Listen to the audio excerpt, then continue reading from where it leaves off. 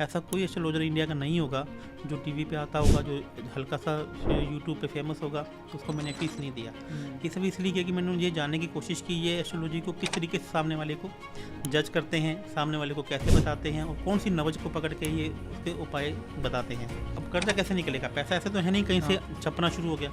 होता क्या कि आपके पास इनकम के नए सोर्सेज खुलने शुरू हो जाते हैं। जो काम आपके नहीं बन रहे हैं वो बनने शुरू हो जाते हैं और आप जैसा चाहते हैं वैसे काम होने शुरू हो जाते हैं। आज चाइना जो है इंडिया से ज़्यादा वास्तु को फॉलो करता है। अच्छा, हांगकॉन्ग ज़्यादा फॉलो करता है। पूरा का पूरा सिंगापुर वास्तु के अकॉर्डिंग बना हुआ है कि चाइना में कोई भी ऑफिस बनता है या कोई भी घर बनता है तो पहले उसका वास्तु होता है। सच में? सरकारी गवर्नमेंट का हो। यहाँ पे लोग चोरी छिपे वास्तु को फॉलो करते हैं। जो हमारी बॉडी है, जितनी भी जो सृष्टि है 5 एलिमेंट से मिलकर बनी हुई है। 5 एलिमेंट कौन कौन से हैं? Water element, air element, fire element, earth element और स्पेस एलिमेंट। ये 5 एलिमेंट से हमारी पूरी बॉडी बनी हुई है। इसके ऊपर सबसे पहले चाइना ने काम किया और शास्त्र किसके थे? भारत के। पुराने टाइम की जब बात कही जाती थी, जब बड़े बड़े काम नहीं होते थे, जब ये 3 युग अच्छे युग थे, तब ये भाव बुरे थे। लेकिन आज का जो युग है वो कलयुग है। आज किसको भी पहनना है, काला पहनना है। दिन में किसी को काम नहीं करना है। लोग 10 बजे उठ रहे हैं, कोई 11 बजे उठ रहा है। सब लोग रात में काम करते हैं, रात में पार्टियाँ हो रही हैं। और आज हम जो पॉडकास्ट कर रहे हैं ये भी क्या है? ये भी तो राहु है। जितने भी इलेक्ट्रॉनिक उपकरण हैं ये सब राहु है। टैरो कार्ड इंडिया के एस्ट्रोलॉजी से पढ़कर उन लोगों उसकी फोटो अलग बना दी। जो लाफिंग बुद्धा हैं या वो ये क्या है? उसका पेट कितना बड़ा हुआ है? तो इंडिया में कैसे कौन से देवता जिसका पेट बड़ा हुआ है? गणेश जी, कुबेर जी। तो उन्होंने उसकी शेप चेंज कर दी। तो ये पैसा कौन देता है? पैसा बुद्ध देता है, पैसा कुबेर जी देते हैं। उन्होंने उसका पेट बढ़ा दिया, उसको बोल दिया कि आप कुबेर जी को या लाफिंग बुद्धा को, ये बुद्धा को नॉर्थ में रखिए। नमस्ते, जय हिंद। मेरा नाम है जय और ये है द आवारा मुसाफिर शो, एक ऐसा पॉडकास्ट जहां हम बात करते हैं भारत के पास्ट, प्रेजेंट और फ्यूचर की। आज के इस एपिसोड में मैं बात कर रहा हूं आचार्य लव भूषण जी से। आचार्य लव भूषण जी एक ऐसे इंसान है, एक ऐसे एस्ट्रोलॉजर है, एक ऐसे वास्तु कंसल्टेंट है जिन्होंने पहले अपनी एस्ट्रोलॉजी को पढ़ के खुद को करोड़पति बनाया और वो एक ऐसे मिशन पे है जहां उन्हें दूसरों को करोड़पति बनाना है। इस एपिसोड में हमने कई सारी चीजें डिस्कस की है रिलेटेड टू एस्ट्रोलॉजी, जिससे आपको ये समझ में आएगा कि आप करोड़पति कैसे बन सकते हो। आचार्य लव भूषण जी ने रिसेंटली एक जयपुर में शोरूम भी ओपन किया है which is related to astrology. यहाँ आपको सब कुछ मिल जाएगा जो भी आपको चाहिए एस्ट्रोलॉजी से related. He has expensive phones, he has expensive cars, he has expensive watches. तो इसीलिए वो एक प्रूवन इंसान है जिन्होंने एस्ट्रोलॉजी का इस्तेमाल कर खुद को करोड़पति बनाया। आई होप सो इस पॉडकास्ट को देखकर आपको भी इंस्पिरेशन मिले, आपको कुछ नई चीजें पता चले जो आप आपकी लाइफ में चेंज कर सको और करोड़पति बन सको। अगर आप चैनल पे नए हैं तो प्लीज सब्सक्राइब करें, because every Wednesday and Saturday at 5 PM हम एक ऐसा एपिसोड लेके आते हैं जो आपको बताएगा भारत के पास्ट, प्रेजेंट और फ्यूचर के बारे में।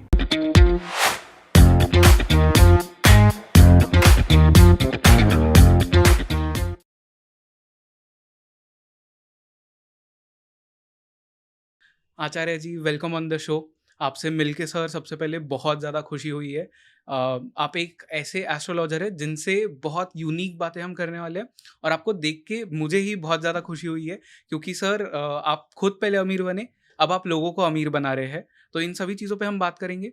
सर फर्स्टली मैं तो बहुत शौक हो गया आपको देख के पहले, क्योंकि आपके हाथ में रोलेक्स की घड़ी है, बाहर आप जैगुआर से आए हैं, जयपुर में आपका एक शोरूम है पूरा एस्ट्रोलॉजी के ऊपर। तो सर इतना अमीर बनने की जो ट्रिक्स है वो लोगों को भी बताइए सर। बिल्कुल। सबसे पहले तो आपको नमस्कार, आपके दर्शकों को मेरा प्यार भरा नमस्कार। जो पिछले मैंने एक पॉडकास्ट द रील हिट वालों के साथ में किया था, उससे बहुत ज़्यादा अच्छा प्यार मुझे आप लोगों से मिला। तो मैं सबसे पहले आप सबका तहे दिल से आभार प्रकट करना चाहूँगा और उससे मुझे काफ़ी अच्छे क्लाइंट भी मिले और आपने भी मुझे यहाँ पे बुलाया। तो वो ऐसी क्या टेक्निक्स हैं जो एस्ट्रोलॉजी में हैं, जो नंबर्स में हैं, जो वास्तु में हैं या जो मैनिफेस्टेशन में हैं, तो मैं आज आपके साथ ऐसी कुछ जो सीक्रेट्स हैं उसको हम रिवील करेंगे, उसके बारे में बताएंगे ताकि ज़्यादा से ज़्यादा लोगों को उसके बारे में पता लगे और मैक्सिमम लोग जो अपने ऊपर की समस्याएं हैं उनसे बाहर आ सके। इस पर विस्तार रूप से बात करेंगे। बिल्कुल सर। तो सर जैसे हम ऑफ द कैमरा बात कर रहे थे, आपकी लाइफ के बारे में हम काफ़ी बात कर रहे थे। तो आपके ऊपर भी बहुत सारा लोन था, उस लोन को पहले आपने चुकाया एंड फिर आप खुद इतने अमीर बने। तो ये एक जो जर्नी थी ये किस तरह से हुई, क्या चीज़ें आपने की, वो आप एक्सप्लेन कर सकते हैं? जी, मैं बताना चाहूँगा कि एक्चुअली कि मेरी लाइफ में खुद की लाइफ में एक ऐसा फेज़ आया जब मैं एक बहुत बड़ा बिल्डर के रूप में काम कर रहा था। उससे पहले मैं बिरला सन लाइफ में एक नौकरी भी करता था। लेकिन जब एक ऐसा फेज़ आया कि मार्केट में 2014-15 की बात है तो एकदम स्लंप आ गया था मार्केट में। तो मेरा रियल एस्टेट का काम था तो एकदम से डाउन हो गया। वो डाउन ऐसे हो गया कि आप समझ लीजिए कि मैं बिल्कुल रोड पे आ गया। और एक टाइम ऐसा था कि कुछ ऐसा था कि हमें था कि मुझे अपनी इज्जत को बचाना है, तो मैंने लोगों को पैसे चुकाने के लिए अपना घर, मकान, गाड़ी वाड़ी सब सेल कर दिया। और देखते देखते वो इतना ज़्यादा मेरे पे लोन हो गया, कर्जा हो गया कि मैं बिल्कुल 100 रुपये भी मेरी जेब में नहीं थे। और करीब 10 से 12 करोड़ 15 करोड़ के आसपास मुझे लगता है कि मैंने पूरे मार्केट के पैसा देना था। बैंक ने मुझे बैंकरप्ट कर दिया, दिवालिया घोषित कर दिया। और टेंशन के कारण से मुझे खुद को कैंसर भी हो गया, ओके। शुगर भी हो गई, कोलेस्ट्रॉल भी हो गया। और मतलब कि 3-4 बीमारियाँ ऐसी जो अभी आप मुझे मेरे बाल को देख रहे हैं, ये कलर्स किए हुए हैं, पूरे बाल वाइट हैं। और आज से 6-7 साल मेरे आप मुझे मेरी फ़ोटो देख लेंगे तो मुझे पहचान भी नहीं पाएँगे कि मैं वही लव कुशन हूँ। तो मैं यहीं मुंबई में टाटा में एडमिट था, तो एक सज्जन मुझे एक गाड़ी में मिल गए। उन्होंने एस्ट्रोलॉजी की बात कर रहे थे, तो जब आदमी परेशान होता है तो मैंने भी उनसे अपने बारे में पूछ लिया। तो उन्होंने मुझे अपने बारे में मेरे बारे में कुछ बताना शुरू किया। तो मेरे को लगा कि ये कुछ बातें ऐसी बता रहे हैं जो मेरी लाइफ से रिलेट कर रही हैं, तो मुझे जानकर बड़ा हैरानी हुई। तो लेकिन उन्होंने मुझे कुछ बताया बड़े हल्के में कि आप ये कर लीजिए, आप ये कर लीजिए, आप ऐसे कर लीजिए, ऐसा हो जाएगा। तो मुझे लगा कि इन्होंने मुझे बताया तो मुझे ये चीज़ें करनी चाहिए। तो मैंने जो उन्होंने उपाय 2 मुझे बताए थे, तो मैंने उसको बड़ी शिद्दत से और बड़ी मन से की। जैसे ही मैंने उनको बड़ी शिद्दत से मन से करने लगा, तो 1 महीने के अंदर, 1.5 महीने के अंदर मुझे कुछ काम मिल गया। मुझे इनकम आनी शुरू हो गई। मैं कुछ हेल्थ में हल्का-फुल्का मुझे रिलीफ़ महसूस होने लगा। तो मुझे ऐसा मन में इंटेंशन आया कि इस साइंस में कुछ है, जो अभी तक इस पे पूरा काम भारत में नहीं हुआ है, तो इस पे मुझे काम करना चाहिए। मैं एजुकेटेड था, पढ़ा लिखा था, तो मैंने इस पे बुक्स को खरीदना शुरू कर दिया। मैंने यूट्यूब पे या सोशल मीडिया पे लोगों को सुनना शुरू किया, लोगों की क्लासें लेना, अटेंड करना शुरू किया। तो मैंने देखा कि यहाँ पे इंडिया में, भारत में हो क्या रहा है कि जो इस साइंस के ऊपर काम होना चाहिए, तो उस पे साइंस पे काम ना होकर कमर्शियल काम ज़्यादा हो रहा है। ओके। मैंने लोगों के एस्ट्रोलॉजी के सेशन लेने शुरू किए, जो बड़े-बड़े एस्ट्रोलॉजर हैं उनके पास जाना शुरू किया। मैंने देखा कि वहाँ पे लाइन की लाइन लगी हुई है, कोई 50 एस्ट्रोलॉजर से, एक एस्ट्रोलॉजर 50 लोगों से बात कर रहा है, एक दिन में 100 लोगों से बात कर रहा है। फीस भी उनकी अच्छी खासी है, लेकिन 5 मिनट से ऊपर वो किसी को दे नहीं रहा है। लोग उनको वैसी फीस दे रहे हैं जो वैसी वो चाहते हैं, और बड़ी समस्या से परेशान हैं। तो मैंने करीब 1000 एस्ट्रोलॉजर को फीस दिया। वाह! 1000 सर? से हाँ, 1000 से ज़्यादा एस्ट्रोलॉजर को मैंने फ़ीस दी। किसी की 500 रुपए थी, किसी की 5000 थी और किसी की 50,000 रुपए थी। ओके। ऐसा कोई मैं अभी यहाँ पे कैमरा पे नाम नहीं लेना चाहूँगा। ऐसा कोई एस्ट्रोलॉजर इंडिया का नहीं होगा, जो टीवी पे आता होगा, जो हल्का-सा यूट्यूब पे फ़ेमस होगा, तो उसको मैंने फ़ीस नहीं दिया। ये सब इसलिए किया कि मैंने ये जानने की कोशिश की, ये एस्ट्रोलॉजी को किस तरीके से सामने वाले को जज करते हैं, सामने वाले को कैसे बताते हैं और कौन-सी नब्ज़ को पकड़ के ये उसके उपाय बताते हैं। और फिर मैंने ऐसा कोई एस्ट्रोलॉजर इंडिया में नहीं है जिसका नाम हो आज की डेट में, जो सबसे महंगे से महंगा एस्ट्रोलॉजर है पूरे इंडिया में हो या पूरे वर्ल्ड में हो, जिसे मैंने क्लासेस नहीं लिखी हो, जिसे मैंने नहीं सीखा हो, जिसे मैंने नहीं पढ़ा हो। मैंने रात को घंटों पढ़ के इसके ऊपर काम किया, इसकी रिसर्च की टेक्निक की, और फिर मैंने वो सबसे पहले अपने ऊपर लागू की, अप्लाई किया। आदमी कब क्या करता है जब आदमी परेशान होता है, तो मैंने इसलिए नहीं सीखा था कि मैंने कभी लाइफ में ये नहीं सीखे, इसलिए सीखने की कोशिश नहीं की थी कि मुझे आज मैं ऐसे कंसल्टेंसी देना शुरू करूँगा। और मैंने इसलिए सीखने की कोशिश की थी कि साइंस में कुछ है और मैं अपने लिए इसको करना, मुझे अपने लिए करना था। और मैंने इसको बड़ी शिद्दत से काम करना शुरू किया। फिर मैंने देखा कि कोई कुछ बता रहा है, कोई कुछ बता रहा है, तो उसको मैंने आपस में कोरिलेट किया। राइट। और रिलेट करके उसको फिर मैंने खुद से उपाय बनाने या खुद से चीज़ें बनानी शुरू कर दी। तो देखते ही देखते मेरे ऊपर जितना कर्जा था वो सारा का सारा निकल गया। अब कर्जा कैसे निकलेगा? पैसा ऐसे तो है नहीं कहीं से आना शुरू, मतलब कि छपना शुरू हो गया। होता क्या है कि आपके पास इनकम के नए सोर्सेज खुलने शुरू हो जाते हैं। ओके। जो काम आपके नहीं बन रहे हैं वो बनने शुरू हो जाते हैं, और आप जैसा चाहते हैं वैसा काम होने शुरू हो जाते हैं। आपकी हेल्थ, आपके आज की देखिए कि आगे समस्या, सबसे बड़ी समस्या आदमी को क्या आती है? आदमी की हेल्थ आती है, आदमी का परिवार आता है, किसी की बीवी, किसी के कोई आदमी की वाइफ को उसको काम नहीं करने दे रही है, किसी की हेल्थ काम नहीं करने दे रही है, किसी को गवर्नमेंट उसको काम नहीं करने दे रही है, कोई प्रोजेक्ट है उसका अप्रूवल नहीं हो रहा है, या कोई आदमी उसके पीछे लग जाता है, शत्रु बन जाता है। तो ये सब अड़चनें जब आदमी की दूर होने लगती है तो आदमी को काम मिलना शुरू हो जाता है, लोग मिलने शुरू हो जाते हैं, अमीर आदमी आपको मिलने शुरू हो जाते हैं। बहुत सारे लोग ऐसे हैं वर्ल्ड में जो आपको आगे ऐसा अपने आप आके बोलना शुरू कर देते हैं कि आप मेरे साथ पार्टनरशिप कीजिए, पैसे मैं लगाऊंगा, 50-50 में काम करते हैं। तो ऐसा मेरे साथ होना शुरू हो गया। मैं खुद देख के हैरान था कि जिन लोगों को मैं जानता तक नहीं हूँ, जिनको मैंने आज तक देखा तक नहीं हूँ, जिनको मैं मिला तक नहीं हूँ, ऐसे लोग मेरे को अप्रोच करना शुरू कर दिए कि आप मेरे साथ मिलकर काम कीजिए, हम 50-50 काम शुरू करते हैं। हमने काम करना शुरू किया, लोन उतर गया, और फिर अब मैंने जयपुर में एक शोरूम खोला है और आज आपके सामने हूँ। बिल्कुल सर। तो सर ये जो आपने कुछ चीज़ें बताई जो आपने उस दौरान की, आपके जब डाउन पीरियड था उस टाइम पे आपने वो कुछ चीज़ें की, तो ये क्या चीज़ें थी एग्जैक्टली, ये बता सकते हैं आप? जी, देखो इसमें क्या हुआ मैं आपको बताता हूँ। आज की डेट में आप बात करेंगे न्यूमरोलॉजी की, सबसे हाँ। पहले हम बात करते हैं। तो आज की डेट में न्यूमरोलॉजी का बहुत बड़ा स्कोप चल पड़ा है। तो मैं बताना चाहूँगा कि न्यूमरोलॉजी का हमारी लाइफ में जो पार्ट है वो 5 से 10% मात्रा है। ओके।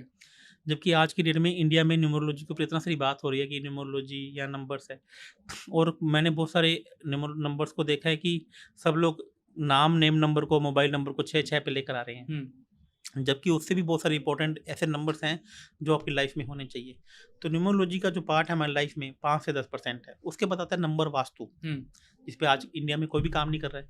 नंबर वास्तु या एलिमेंट वास्तु की बात करते हैं तो जो फेंग शुई है, जो चाइना ने है, चाइना ने इसके ऊपर काम किया। Okay. Number vastu, feng shui vastu. आज चाइना जो है इंडिया से ज़्यादा वास्तु को फॉलो करता है। अच्छा। हांगकांग ज़्यादा फॉलो करता है। पूरा का पूरा सिंगापुर वास्तु के अकॉर्डिंग बना हुआ है। ओह! हाँ, और आपको जानकर हैरानी होगी कि चाइना में कोई भी ऑफिस बनता है या कोई भी घर बनता है तो पहले उसका वास्तु होता है। सच में? सरकारी, गवर्नमेंट का हो। यहाँ पे लोग छुप मतलब कि चोरी छिपे वास्तु को फॉलो करते हैं, हाँ। एस्ट्रोलॉजी को फॉलो करते हैं। किसी को बताते तक नहीं है कि हाँ। हम एस्ट्रोलॉजी वास्तु फॉलो करते हैं। जितनी भी आइटम डेकोरेटिव आइटम है, जहाँ पे अभी आपके भी स्टोर में लगी हुई हैं, यहाँ पर जितनी भी बनी हुई है, ये वास्तु को बैलेंस करने के लिए बनी हुई है, और हम उठा के कहीं पे भी लगा देते हैं। तो इसको मैंने देखते हुए इंडिया का, भारत का पहला स्टोर, और इनफैक्ट ऐसा स्टोर भारत छोड़ो मतलब कि वर्ल्ड में कहीं, चाइना को छोड़ के कहीं नहीं होगा, जो मैंने अभी इंडिया में खोला है जयपुर में, जिसमें मैं डेकोरेटिव आइटम को आपके वास्तु के अकॉर्डिंग कि आपकी डेट ऑफ बर्थ में ये नंबर मिसिंग है तो आपको ये लगाने चाहिए। ओके। आपका ये देवता है तो आपको ये लगाना, आपका ये फेवरेट बर्ड है, एनिमल है, ये फेवरेट आपका प्लांट है, ये फेवरेट आपका जानवर है, ये आपको ऐसे ही इस दिशा में लगाने चाहिए। तो मैंने भारत का पहला स्टोर जयपुर में मालवीय नगर में ओपन किया है। वाओ! तो सर अगर किसी को अपने, जैसे बहुत सारे लोग आज हैं जो पैसों की प्रॉब्लम से जूझ रहे हैं, जिनके ऊपर लोन्स है, तो क्या चीज़ें हैं जो वो कर सकते हैं अपने लोन से, मतलब उससे आगे बढ़ने के लिए? हाँ, अभी बात ना मेरी बीच में रह गई थी। मैं हाँ। तो कहना चाहता कि न्यूमरोलॉजी जो नंबर्स की बात करते हैं ये हमारी लाइफ में 5 से 10% काम करती है। उसके बाद बात करेंगे नंबर वास्तु की। नंबर वास्तु फिर 5 से 10% काम करता है। उसके बाद बात करेंगे एलिमेंट वास्तु की। आप जो हमारी बॉडी है, जितनी भी जो सृष्टि है, 5 एलिमेंट से मिलकर बनी हुई है। 5 एलिमेंट कौन-कौन से हैं? Water element, air element, fire element, earth element और स्पेस एलिमेंट। ये 5 एलिमेंट से हमारी पूरी बॉडी बनी हुई है। इसके ऊपर सबसे पहले चाइना ने काम किया, और शास्त्र किसके थे? भारत के। भारत के शास्त्र भी उसमें काम किया कि आज देखिए कि एक बच्चा जो 2000 के बाद पैदा हुए हैं, जितने भी बच्चे 2000 के बाद पैदा हुए हैं, उनके ऊपर मैक्सिमम 5 में से 2 या 3 एलिमेंट है ही नहीं है। जैसे किसी के पास 3-4 नहीं है तो उसके पास एयर एलिमेंट नहीं है, किसी के पास 6-7 नहीं है, 6-7 नंबर नहीं है, दूसरे के पास स्पेस एलिमेंट नहीं। कोई न्यूमरोलॉजिस्ट, कोई नंबर्स वाला एलिमेंट के ऊपर बात ही नहीं करता है। अच्छा। आप बताइए किसी ने बात की है तो आज तक कि ये एलिमेंट मिस होगा। आप तो लकड़ी के बर्तनों में खाना खाना चाहिए, आपने सुना है? कभी लकड़ी के मार्केट में बर्तन मिलते हैं ना, मिलते हैं ना, लेकिन धीरे धीरे वो गायब होते जा रहे हैं। हाँ। आपको पता है कि यदि वो एयर एलिमेंट आपकी बॉडी में नहीं होता तो आपको लकड़ी के बर्तनों में खाना खाना चाहिए। अच्छा। आपने सुना कि कैंडल लाइट डिनर? हाँ। कैंडल लाइट डिनर क्यों किया जाना चाहिए और कब करते हैं? जबकि हमें लगता है कि वेस्टर्न स्टाइल है, जबकि कैंडल लाइट डिनर हमारे इंडिया का ही शास्त्रों में लिखा गया है कि यदि किसी भी हस्बैंड वाइफ के आपस में रिश्तों में तलखी आ जाए, तो रिश्तों की तलखी को, गर्माहट को कम करने के लिए, उसमें प्यार बढ़ाने के लिए हम कैंडल लाइट डिनर करते हैं। तो ये आपस में जो गर्मी है वो कम हो जाती है। और यदि किसी के बॉडी में फायर एलिमेंट कम है या फायर एलिमेंट इम्बैलेंस है तो कैंडल लाइट डिनर किया जाता है। लोहे के बर्तनों में खाना खाना, अब पुराने ज़माने में था, लोग अक्सर लोहे के बर्तनों में हलवा बनाकर परोसते थे। आज वो सिस्टम बंद हो गया है। जब आपके बॉडी में स्पेस एलिमेंट नहीं है, आयरन एलिमेंट नहीं है, तो आपको लोहे के बर्तनों में खाना खाना चाहिए। तो मेरे कहने का मतलब है कि ये एक साइंस को, मतलब तो उस पर इतना काम हुआ ही नहीं है जो इस पर काम होना चाहिए था। तो मैंने इसको मैंने अपने ब्लड से, इसको मैंने अपने हार्ट से काम किया, उस पर काम किया। फिर अपने बात करते हैं कि एस्ट्रोलॉजी की बात करते हैं। अभी हम लोगों से ये बात करते हैं कि 12 किसको तिलक लगाना चाहिए और किसको तिलक नहीं लगाना चाहिए। अच्छा, ऐसा भी होता है? ऐसा है, देखो मैं माथे पे तिलक नहीं लगाता हूँ, हाँ। क्योंकि मेरा राहु लगन में बैठा हुआ है। तो जिसका भी राहु लगन में बैठा हो उसको तिलक नहीं लगाना चाहिए। और जिसका भी 1 नंबर राशि में शनि बैठा हुआ है उसको तिलक नहीं लगाना चाहिए। इस पे आज तक काम ही नहीं हुआ है कि किसको तिलक लगाना चाहिए, और लगाना चाहिए तो कौन सा लगाना चाहिए, कि आपको ऑरेंज लगाना चाहिए, कौन से कलर के कपड़े पहनने चाहिए। अब जिसके पास अर्थ एलिमेंट नहीं है उसको पीले रंग के कपड़े पहने। मेरे कहने का मतलब है कि इस पे भी उतना काम हुआ ही नहीं कि आपका डे लकी कौन सा है, आपको सिग्नेचर कैसे करने चाहिए, सिग्नेचर छोटे होने चाहिए कि बड़े होने चाहिए, इससे भी फर्क पड़ता इससे है? ये जियोग्राफिकल साइंस है। ओके। ये एक अलग साइंस है, ये न्यूमरोलॉजी में नहीं आती है। हाँ। ये जियोग्राफिकल साइंस है और एस्ट्रोलॉजी एक अलग साइंस है। फिर एस्ट्रोलॉजी से वास्तु, अभी जितना भी हम वास्तु की बात करते हैं, मैं देखता हूँ जितने भी महावास्तु, या मैं किसी भी का नाम नहीं लूँगा चैनल में, उन्होंने जो वास्तु बोला उसमें एक काल पुरुष की राशि में 1 नंबर मेष की राशि बोलती होती है, लेकिन सभी की तो 1 नंबर लगन नहीं होता है, सभी का लगन अलग अलग होता है। उसमें हम उसके अनुसार जो 11 नंबर राशि है वो डिजायर फुलफिलमेंट की है। तो आज देखिए कि हम लोग देखते हैं कि सभी को ये बोला जाता है कि आप वेस्ट में बैठ जाओ। हाँ। तो लेकिन सभी की 11 नंबर राशि थोड़ी ना, सभी का 1 नंबर लगन थोड़ी ना है, सभी का लगन अलग अलग है। आप सभी को कैसे बिठा सकते हो वेस्ट में? बिल्कुल हो सकता है किसी का वेस्ट 8वें घर में बैठा हो, किसी का वेस्ट 12वें घर में बैठा हो। पुष्पदन देवता तो हैं वेस्ट में, लेकिन आप पुष्प कौन सा देवता आपकी फेवर करेगा, कौन सा देवता आपके साथ में लगेगा, ऐसा थोड़ी है कि एक पुष्पदन देवता ही आपके साथ में लगेंगे। सभी के देवता अलग अलग हैं। मैंने उस पर काम किया कि आपके देवता कौन से हैं, आपका एनिमल कौन सा है, आपका प्लांट कौन सा है, आपको कहाँ बैठना चाहिए। ऐसे ही आपकी पैसे की दिशा होती है कि आपको पैसे कहाँ रखने चाहिए। ऐसी आपकी हेल्थ की दिशा है कि आप हेल्थ आपकी बहुत ज़्यादा ख़राब रह रही है, तो आपको हेल्थ की इंप्रूव करने के लिए कहाँ बैठना चाहिए। आपका घर नहीं बन रहा है तो आपको कहाँ बैठना चाहिए। आपकी शादी नहीं हो रही है तो आपको कहाँ बैठना चाहिए। आपको लड़की नहीं मिल रही है, आप यंग हो, आपको अफेयर नहीं हो रहा है या कुछ भी है तो आपको कहाँ बैठना चाहिए। और आपको कोई आपके ऊपर लोन कर्जे ज़्यादा चढ़ गए हैं तो उनको उतारने के लिए आपके कुछ शत्रु बन गए हैं, शत्रु को मित्र बनाने के लिए कहाँ बैठना चाहिए। तो ये सब एक चीज़ें हैं, और तो इन पे मैंने बहुत अच्छे से काम किया। और हम आपको एक बात आज आपके पॉडकास्ट पे और बताना चाहूँगा कि अभी तक इंडिया में ये बोला गया था कि 6, 8, 12 त्रिक भाव हैं। आप इसके बारे में नहीं जानते हो, थोड़ा सा मैं आपको बताना चाहूँगा कि बुरे भाव कौन से हैं कुंडली में। कुंडली में बुरे भाव यदि किसी से भी आप पूछेंगे तो वो 3 बुरे भाव बताएगा। 6 नंबर, 6ठा भाव, 8वां भाव और 12वां भाव। जबकि मैंने अपनी एस्ट्रोलॉजी में बताया कि बिना 6ठे, 8वें और 12वें भाव की सपोर्ट से आप अमीर बन ही नहीं सकते। ओके, तो जितने बुरा भी क्यों कहा जाता है? हमने बुरा, यही तो मैं आपको कहना चाहता कि बहुत पुराने टाइम की जब बात कही जाती थी, जब बड़े बड़े काम नहीं होते थे, जब ये 3 युग अच्छे युग थे, तब ये भाव बुरे थे। लेकिन आज का जो युग है वो कलयुग है। आज का जो युग का आधिपत्य है वो किसके पास है? राहु के पास है। राहु कौन है? रावण। मतलब आज के देखो ना, आज कहाँ है लाल चीजें, कहाँ है पीली चीजें, कहाँ है? आज किसको भी पहनना है काला पहनना है। दिन में लोग किसी को काम नहीं करना है, लोग 10 बजे उठ रहे हैं, कोई 11 बजे उठ रहा है, सब लोग रात में काम करते हैं, रात में पार्टियां हो रही हैं। और आज हम जो पॉडकास्ट कर रहे हैं ये भी क्या है? ये भी तो राहु है। जितने भी इलेक्ट्रॉनिक उपकरण हैं ये सब राहु है। अच्छा। तो मैंने बोला कि 6ठा, 8वें, आपको यदि 6ठे, 8वें, 12वें के बारे में डराया जाता है तो मैं बताता हूँ कि जितनी आपकी कुंडली में 6ठा, 8वां और 12वां भाव एक्टिव होगा, आप उतने बड़े आदमी बनेंगे। जितने भी बड़े से बड़े इंडस्ट्रियलिस्ट है, आप उसकी कुंडली देख लीजिए, आप मुकेश अंबानी की कुंडली उठा के देख लीजिए। अब मैंने ऐसी 10,000 से ज़्यादा हॉरोस्कोप पे काम किया जो लोग आज की डेट में अमीर हैं, जिनकी कुंडलियाँ उनके पास अनाप शनाप पैसा है। तो मैंने देखा अनाप शनाप पैसा कहाँ पे आया? उनकी कुंडली में 6ठा, 8वां और 12वां भाव एक्टिवेट है। जबकि किसी भी एस्ट्रोलॉजी से मिल लो वो एक ही बात कहेगा कि तेरा तो 6ठा, 8वां भाव एक्टिवेट है, तो मर गया, तो बर्बाद हो गया। तो मैं कहना चाहूँगा कि दोस्तों उसको हम पॉजिटिव रूप से कैसे एक्टिवेट करें ये हमें देखने की जरूरत है। और वास्तु आपकी जन्म तिथि से होता है, वास्तु सबके लिए सेम नहीं है। आपको कहाँ बैठना है, कहाँ सोना है, ये आपको देखना है। मैं अभी आपको बताता हूँ, अभी मैं मुंबई में किसी का वास्तु करने आया था, वो WSW या साउथ वेस्ट में सो रहा था। जबकि अमूमन ये बोला जाता है कि माली को कहाँ सोना चाहिए? साउथ वेस्ट में। और जबकि उसके साउथ वेस्ट की राशि 12वें घर में आ रही थी। 12वां घर, फिर मैं आपको बोला नुकसान क्या है, तो मैंने उसको उठा के साउथ में सुलाया अभी, जो उसके प्रॉफिट के घर में बैठी थी। अच्छा। तो जैसे ही अभी उसको सुलाया, अभी 3 दिन ही हुए हैं मेरे को मुंबई में आए को, अभी उनका फ़ोन आने शुरू हो गए हैं। आज सुबह उनका फ़ोन है कि सर मेरा जो काम नहीं बन रहा था आज मेरा काम बन गया है। इतना फास्ट आप देखो ना कि भगवान तो करने वाला कौन है? मैं नहीं करने वाला हूँ, करने वाला ऊपर वाला है। मैंने तो सिर्फ जो मैंने अपनी लाइफ में किया वो मैंने उनको जाके बता दिया कि ये मेरा एक्सपेरिमेंट है। मैंने आज एस्ट्रोलॉजी वास्तु सीखने में 50 लाख से ज़्यादा रुपए खर्च कर दिए, पूरे दिन रातों की नींदें उड़ा दी। और जो फिर मैंने इसको अपने ऊपर लागू किया, मैं आज, मेरे पास ऐसा कोई चमत्कार नहीं है। चमत्कार तब होने लग जाते हैं जब आप उन चीज़ों को फॉलो करना शुरू करना। ओके। तो सर मतलब आपके हाथ में रोलेक्स की घड़ी है, अगर मुझे अपने हाथ में रोलेक्स की घड़ी चाहिए तो मैं क्या करूँ? देखिए सिंपल सा डिजायर फुलफिलमेंट, आपने अक्सर देखा होगा कि मल्टी लेवल कंपनी वालों को, मल्टीनेशनल कंपनी वालों को, या कोचिंग सेंटर जो ट्रेनिंग देते हैं, अभी इंडिया में एक सर बहुत सारा बिजनेस, कोचिंग का बिजनेस बहुत अच्छा शुरू हो गया है, पॉडकास्ट का बिजनेस बहुत अच्छा शुरू हो गया। आप देखो लोग अक्सर बोलते हैं कि आपको जो भी चीज़ चाहिए, चाहे आपको रोलेक्स की घड़ी चाहिए, आपको मर्सिडीज की गाड़ी चाहिए 2 करोड़ की, तो बोलते हैं कि एक विजन बोर्ड बनाओ और अपने घर पे लगा दो। तो मैं बोलता हूँ कि ये एक अधूरा सच है। आपने सीक्रेट मूवी भी देखी होगी कि आपको जो चाहिए आप वहाँ पे जाना शुरू कर दो, तो वो अभी तक फिर सभी लोग कर देते ना, फिर क्यों नहीं हुआ? अभी भी लोग क्यों? बट बहुत बड़े बड़े कोच इंडिया के अंदर हैं जो पैसा बनाने की बात करते हैं, बिल्कुल। जो अमीर बनाने की बात करते हैं। तो मैं बताऊंगा कि मैंने इस पे भी काम किया। इस पे मुझे पता लगा कि विजन बोर्ड लगाने की भी एक दिशा होती है। अच्छा, इसकी भी दिशा। इसकी एक दिशा होती है कि आप अपना विजन बोर्ड बनाओ और मैनिफेस्ट बैठ के आपको कहाँ करना है।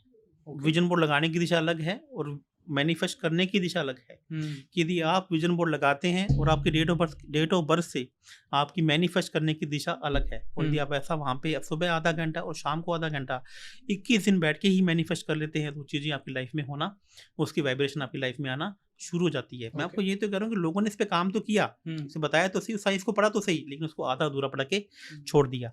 तो मैंने इसको बस मैंने इतना ही किया कि मैंने उसे आधा अधूरा छोड़ा नहीं, मैंने उस पर पूरा काम किया और पूरा रिसर्च किया और सबसे पहले अपने ऊपर अप्लाई किया। आज जितने भी लोग इस पे कोचेस पे काम करते हैं, वो इस बिजनेस से उन्होंने लाखों रुपए कमाए होंगे।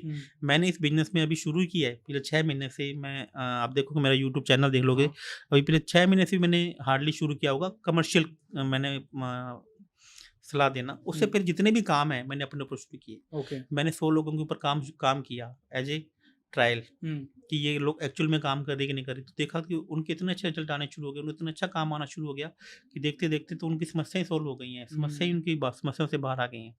तो मुझे लोगों ने मुझे मजबूर किया कि आप इस फील्ड में आइए, इस कंसल्टेंसी देना शुरू कीजिए और आप ये आइए। ओके। जबकि मैं आज भी एक बिल्डर के रूप में काम कर रहा हूँ। तो सर ये जो मैनिफेस्टेशन की आपने दिशा कही, ये कौन सी दिशा होनी चाहिए? ये सबकी डेट ऑफ बर्थ के अकॉर्डिंग अलग अलग होती है। अच्छा, सबके लिए अलग अलग दिशा। सबकी अलग अलग दिशा होती है। ओके। तो सर मैं, क्योंकि यहाँ पे तो मैं ही हूँ, तो मैं अपना डेट ऑफ बर्थ बताता हूँ। आप मुझे अपना डेट ऑफ बर्थ बताएंगे, उसके अलावा मुझे आपका समय भी चाहिए, आपका time of place, birth of place भी चाहिए। तीनों चीज़ों से आपका एक हॉरोस्कोप का चार्ट बनेगा। आपको जानकर हैरानी होगी कि हमारे हॉरोस्कोप में 12 हाउसेस होते हैं, 12 राशि होती हैं और जोन 16 होते हैं। वो जोन ऐसे हैं जो एक दूसरे में मर्ज होते हैं। तो 12 जोन को, 12 राशियों को 16 जोन में कन्वर्ट किया गया। तो यहाँ पे मैं बताता हूँ, जितना भी वास्तु के ऊपर अभी काम हुआ है, लोगों ने फिर बहुत पैसा कमाया है, यहाँ लोगों ने बहुत नेम एंड फेम कमाया है। तो मैं आपको बताना चाहूँगा, अभी तक मैंने जो नेम एंड फेम कमाया वो अपन ने ही बिजनेस से कमाया है, लेकिन पिछले 6 महीने में मुझे आप लोगों का जो प्यार मिला है, मैं उसके लिए अभिभूत हूँ और मैं ऊपर वाले का और आप सब लोगों का तहे दिल से इस बात का शुक्रिया अदा भी करता हूँ। जी सर, आपका एक्चुअली सोशल मीडिया पे फॉलोइंग भी काफ़ी ज़्यादा है। मैंने जितने कमेंट्स भी मैं पढ़ रहा था आपके चैनल पे जो थे, जो आपने दूसरे पॉडकास्ट किए वहाँ पे भी, तो लोगों को बहुत ज़्यादा लगाव है अब आपसे, क्योंकि उन्हें पता चल गया है कि यही एक आचार्य जी है जो हमें अमीर बना सकते हैं। तो सर मैं फिर से आपको पैसों वाले टॉपिक पे ही लेके आऊँगा। हमने कुछ टाइम पहले लक्ष्मी देवी के ऊपर एक पॉडकास्ट किया था, जिसमें हमने लक्ष्मी देवी का एक स्पिरिचुअल मीनिंग जाना। बट मैं आपसे ये जानना चाहता हूँ कि अगर कोई इंसान है, कोई जनरल, उसके लिए रेमेडीज हो सकती है जिससे वो लक्ष्मी देवी को अपने पास में अट्रैक्ट कर सके? हाँ, तो मैं बिल्कुल आपको ये तो कह रहा हूँ कि लक्ष्मी जी का काम ही है कि आपको पैसा देना। यदि आज मैं पैसे की बात करता हूँ, तो ऐसा नहीं है कि आरबी से नोट छाप के मैं किसी को देने वाला हूँ। पैसा ब्रह्मांड में ही है, पैसा इसी यूनिवर्स में ही है, लेकिन वो पैसा कहाँ रुकेगा और किसके पास आएगा, तो ये आपको देखना है कि पैसे को आपको अटेंड कैसे करना है। पैसा कैसे आता है, आता कैसे है? पैसा अपॉर्चुनिटी से आता है। पैसा क्या आता है? जब आप कोई काम कर रहे हैं तो काम आपकी फेवर में होने लग जाए। तो पैसा इसलिए पैसा तब आता है जब गवर्नमेंट के कोई अधिकारी आपके पीछे ना पड़े। इन चीज़ें की जैसे आपको मैंने भी देखा, कुछ मैं बड़े बड़े लोगों के घर में भी वास्तु कर आया हूँ, दिल्ली में कराया मैंने, कि उनके सीसीटीवी कैमरे तक गलत लगे हुए थे। वो कह रहे थे कि हमारे पीछे रोज़ हमें इनकम टैक्स के या सीबी के या इनके छापे पड़ रहे हैं। तो हमने इतने सारे वास्तु लोगों को दिखा दिया, लेकिन किसी ने क्या आपको बताया कि सीसीटीवी कैमरे कहाँ लगे होने चाहिए? अच्छा। हाँ, तो मैंने उनके जाके सीसीटीवी कैमरे अभी जाके उतार के कहीं और लगवाए हैं। तो ऐसे 3 जोन हमारे होते हैं जो अच्छे जोन नहीं होते हैं, वहाँ पे सीसीटीवी कैमरा नहीं होने चाहिए। और वास्तु का भी एक वास्तु होता है। वास्तु शुरू होने से पहले वास्तु और वास्तु होने के बाद वास्तु। तो एक नई टेक्निक है, तो मैं आपको इसके बारे में बताना चाहूँगा। अक्सर लोग सिर्फ प्लानिंग का वास्तु करते हैं, और लोग प्लानिंग का वास्तु भी लोग क्या बोलते हैं, किसी भी आर्किटेक्ट को बोल देते हैं कि तो अपने हिसाब से वास्तु का नक्शा बना दो। जबकि मैं बोलता हूँ कि घर शुरू करने से पहले भी वास्तु होना चाहिए। मतलब जो लैंड आपके पास है, जो ज़मीन आपके पास है, उसको एक्टिवेट किया हो जाना चाहिए। जो लैंड है, हो सकता है पता नहीं उस पर कोई मरा हो, कोई किसी ने कोई टोना टोटका किया हो, कोई चीज़ें ज़मीन में दबाई हो, किसी का मर्डर वहाँ पे हुआ हो, क्या मालूम नहीं क्या है। तो पहले सबसे पहले उसे हम भूमि विन्यास कहते हैं। कि आपको किसी भी लैंड को, प्रोजेक्ट को शुरू कर रहे हैं, तो पहले उसका भूमि विन्यास कीजिए, फिर जो प्लानिंग का वास्तु कीजिए, उसके बाद इंटीरियर वास्तु कीजिए। जितने भी आपने आर्टिफैक्ट लगा रखे हैं या शोपीस हैं, हर दिशा का एक कलर होता है, कौन सी दिशा में कौन से पर्दे लगने चाहिए, आर्टिफैक्ट लगने चाहिए, आपकी डेट ऑफ बर्थ के अकॉर्डिंग, बच्चों के अकॉर्डिंग, बच्चों का रूम कहाँ होना चाहिए, आपका रूम कहाँ होना चाहिए। आज की डेट के कितने भी इंटीरियर डिजाइनर्स हैं या आर्किटेक्ट्स हैं, वो बोल देते हैं कि साउथ ईस्ट में किचन होना चाहिए। हम्म, तो यदि आपकी डेट ऑफ बर्थ में 9 नंबर ज़्यादा है, या आपकी 12 नंबर राशि में मंगल बैठा हुआ है, या साउथ 12 नंबर भाव में मंगल बैठा हुआ है, तो आपका किचन साउथ ईस्ट में ना होकर नॉर्थ वेस्ट में होना चाहिए। तो आपको ओके। चेक करना चाहिए कि अभी मैं उड़ीसा में एक वास्तु कर आया था, तो उनका साउथ ईस्ट में किचन था और उनके 12वें भाव में मंगल थी, तो मैंने उनका किचन उठाया, साउथ ईस्ट से उठाकर नॉर्थ वेस्ट में शिफ्ट करवाया। तो ऐसा नहीं है कि मैं यदि नहीं हो पाता तो उसके भी कारण है, तो हम साउथ ईस्ट में की बजाय नॉर्थ वेस्ट में भी एक वर्चुअल फायर आती है, वो भी मैं एक्टिवेट करवा सकते हैं। यदि ऐसा पॉसिबल है फिर तो हम करते हैं, यदि ऐसा पॉसिबल नहीं है तो मैं वास्तु भी बिना तोड़ फोड़ के करता हूँ। ओके। उसमें कोई भी मैं एक दिन का भी नहीं लाता हूँ, लेकिन ऐसा पॉसिबल है तो हम करते हैं, और ऐसा पॉसिबल नहीं है तो हम उसको बिना तोड़ फोड़ के भी कर सकते हैं। सर वर्चुअल फायर की आपने बात की, ये क्या होता है एग्जैक्टली? वर्चुअल फायर एक्चुअली में ये सब जो चीज़ें हैं ये चाइना ने डेवलप की हैं। अच्छा। जैसे एक्वारियम है। हाँ। एक्वारियम क्या है कि एक्वारियम क्या होता है, एक्वारियम में मछलियाँ पाली जाती हैं। तो अभी आपने पूछा, मैं वर्चुअल फायर से पहले एक्वेरियम को लेना चाहूँगा। थोड़ा सा मेरा इंग्लिश, मैं हिंदी मीडियम में पढ़ा हूँ तो कोई इशू नहीं है। प्रोनाउंसिएशन कई बार कुछ चीज़ों के ठीक भी नहीं हो सकते। तो एक्वेरियम क्या है, जो राहु है, राहु उच्च का किन राशि में होता है? अक्सर मैंने देखा है जितने भी वास्तु एक्सपर्ट्स हैं वो बोल देते हैं कि आप नॉर्थ में लगा लो, नॉर्थ ईस्ट में लगा लो, या ईस्ट में लगा लो। तो ये तीनों वाटर एलिमेंट हैं। इन तीनों में कहीं पे भी आप एक्वेरियम लगा लो या वेस्ट में लगा लो। तो मैं आपको बताना चाहूँगा, जो एक्वेरियम है वो सिर्फ और सिर्फ नॉर्थ में लगता है। और नॉर्थ में क्यों लगता है उसके पीछे का भी आप कारण सुन लीजिए। क्योंकि जो राहु है, मछली है वो राहु होती है, और राहु है वो 3 नंबर राशि में और 6 नंबर राशि में उच्च का होता है। अब 3 नंबर राशि मिथुन, 6 नंबर राशि कन्या, इन तीनों का स्वामी कौन है? बुध, मरकरी। और मरकरी की दिशा कौन सी है? नॉर्थ। तो ये चाइना वालों ने इसके ऊपर काम किया। तो एक्वेरियम को, हर आदमी को मछली को दाना डालना, समुद्र में कहाँ जाएगा वो, कहाँ वो नहर के पास जाएगा। हाँ। तो उन्होंने कहा, बोला कि आप मछली लाओ घर पे और एक्वेरियम में लाओ, उसमें आप रोज मछली को दाना दो और आपका राहु उचका हो जाएगा। तो एक्वेरियम, तो ऐसी वर्चुअल फायर होती है। जैसे आपने बोला कि किचन है आपकी गलत बन गई है, रॉन्ग साइड में बन गई है, तो एक वर्चुअल फायर एक डेवलपमेंट किया है, इसके बहुत सारा काम हुआ है। तो इसको, ये जो वर्चुअल फायर इक्विपमेंट हमने डेवलप किए हैं, इसको यदि हम नॉर्थ वेस्ट में या साउथ ईस्ट में, वो बहुत सारे लोगों की किचन नॉर्थ ईस्ट में होती है, तो हम साउथ ईस्ट में लगा देते हैं, या साउथ ईस्ट में है वहाँ पे नहीं होनी चाहिए तो नॉर्थ वेस्ट में लगा देते हैं। ओके। तो ये ऐसे बहुत सारे आइटम्स हैं। चाहे आप देखिए कि 7 घोड़ों की फोटोएं हैं, या सूर्य 7 घोड़ों वाले हैं, या ईगल है, या हाई राइज बिल्डिंग है, हाफ मून है। देयर आर हज़ारों आर्टिफैक्ट्स मेरे पास ऑफिस में पड़े हैं, मालवीय नगर के शोरूम में हैं।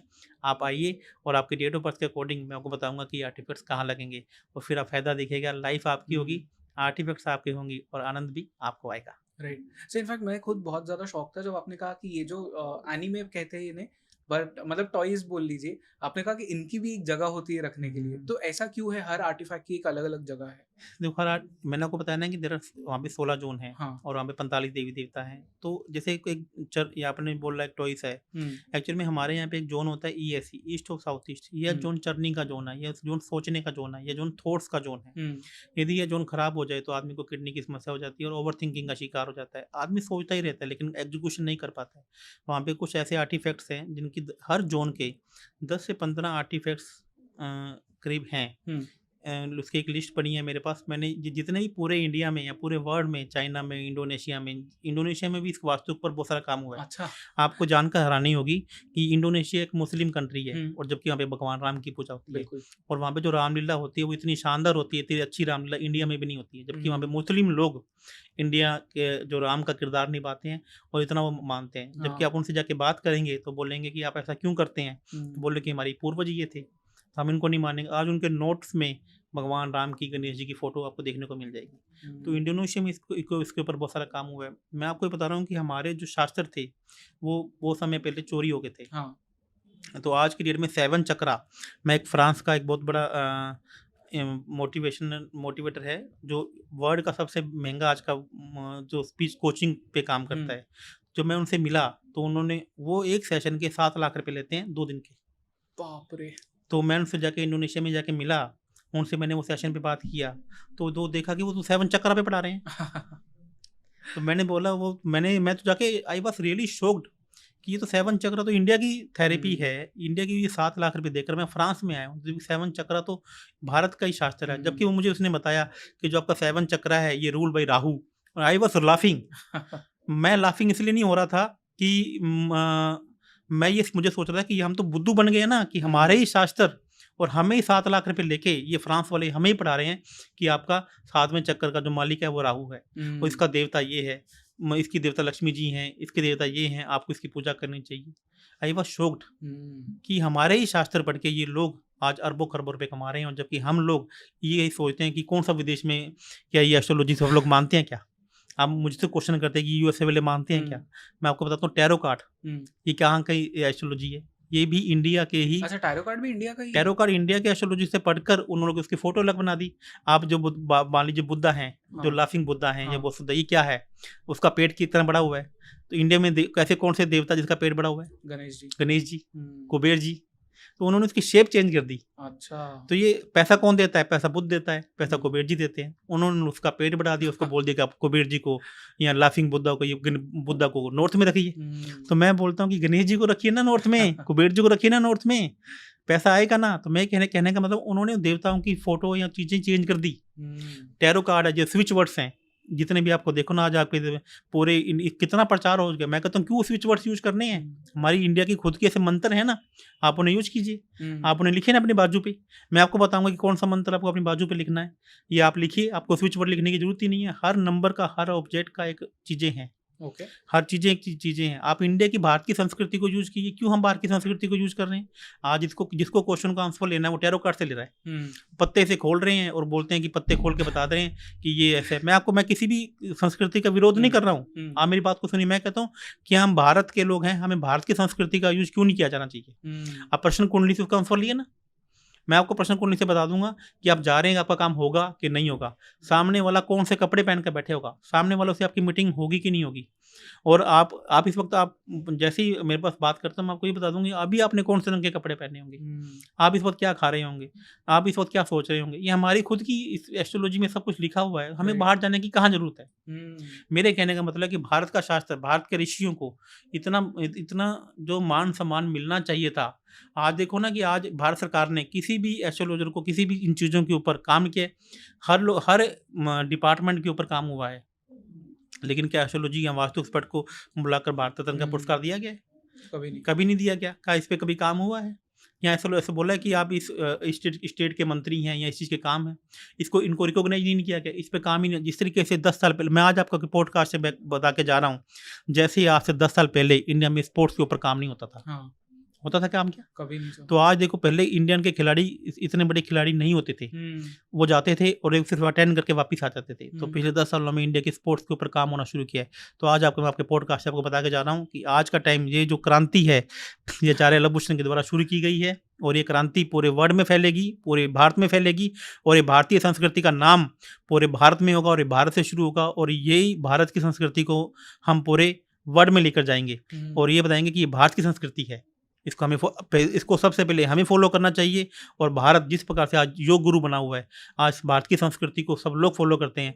मैं आपको बताना चाहूँगा, जिस समय यूक्रेन का युद्ध हुआ था, तो भारत के पत्रकार वहाँ पर गए थे उनसे पता करने के लिए। तो उन्होंने यूक्रेन के पत्रकारों ने, यूक्रेन के जो सैनिक थे, उन्होंने अपने गले में से माला निकाल कर दिखाई थी हम इंडियन के पत्रकारों को, और ये कहा था कि हम भी वो मंत्र फॉलो करते हैं जो आप लोग फॉलो करते हैं, और हम इंडिया वाले बोलते हैं कि इस विद्या में पढ़ा क्या हुआ है। जबकि मेरी एक बहुत सारी पॉडकास्ट ऐसी विद्या हैं जो हमारे ही लोग हमें ऐसे गंदे गंदे कमेंट करते हैं, जो ये कहते हैं ये हमें अमीर बना देगा क्या, ये ऐसे कर देगा क्या। मैं बोलता हूँ दोस्तों, आपने क्या उसको अभी पहले समझा है क्या? आपने पहले उसको, ये चमत्कार नहीं है। आप उसको रियल रूल को फॉलो करेंगे तो आपके साथ चमत्कार होने लग जाएंगे। मैं इसको एक एग्जांपल से समझाता हूँ आपको, कि आपने सोचा कि डॉक्टर ऑपरेशन करता है हार्ट का, क्या आप कर देंगे? कभी नहीं सर। कैसे पॉसिबल है? क्या ये चमत्कार है? नहीं है ना चमत्कार। ये एक पढ़ाई है, एक स्टडी है, जिसमें हार्ट के पूरा का पूरा हार्ट आपको चिरा गया, पैरों की नाड़ी से नस निकाल के वो नर्व आपकी चेंज कर दी गई, और फिर उसको पूरा सिल दिया गया, कैसे एक आदमी का हार्ट दूसरे हार्ट में ट्रांसफर कर दिया जाता है। तो क्या ये चमत्कार से कम है क्या? लेकिन ये चमत्कार नहीं है दोस्तों, ये एक साइंस है। तो मैं आपको बताना चाहूँगा कि मैं किसी को अमीर नहीं बना रहा हूँ, अमीर ऊपर वाला बना रहा है।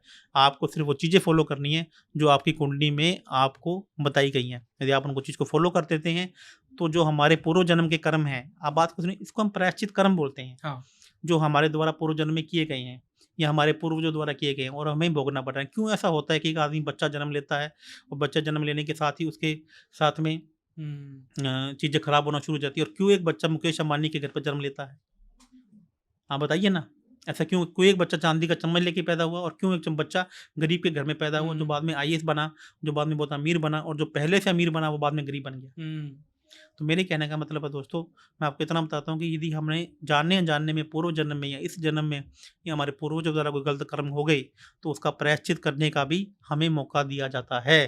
और यदि हम उनको मौके को बना लेते हैं, यदि हम वो प्रायश्चित कर लेते हैं, तो जिस प्रकार से आपको एक घर चाहिए जो 50 लाख रुपए का है, लेकिन आपकी जेब में कितने रुपए हैं? 5 लाख रुपए हैं, तो गवर्नमेंट क्या बोलती है? 90 लाख रुपए का मैं आपको होम लोन दे दूंगी।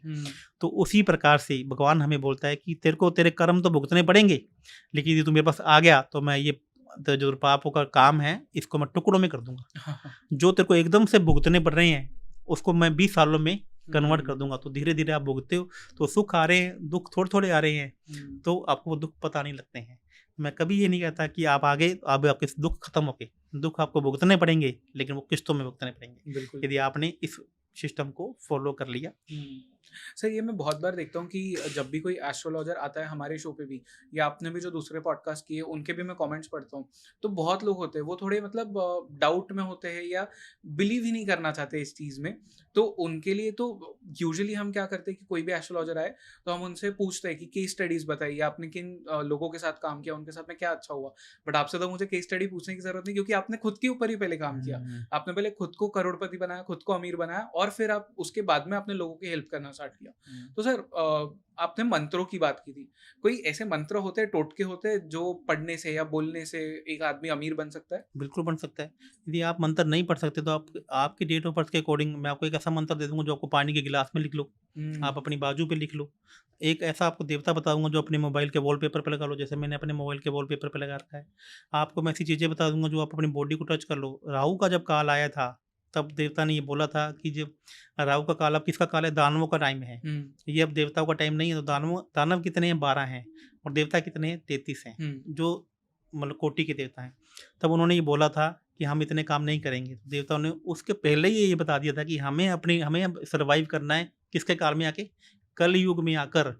तो यदि हमें देवताओं को सर्वाइव करना है तो हमें रेमेडीज को उसी प्रकार से लेके जाना पड़ेगा ताकि हमारा भी वर्चस्व उस कलयुग में बना रहे। तो अभी आपको मैं बताना चाहूँगा कि ऐसे बहुत सारी चीज़ें आ गई हैं, ऐसे बहुत सारे उपाय ऐसे इसमें काम हो रहा है। जैसे आप देखो जिस प्रकार से आज के ऑपरेशन बिना चीर-फाड़ के होने लगे हैं।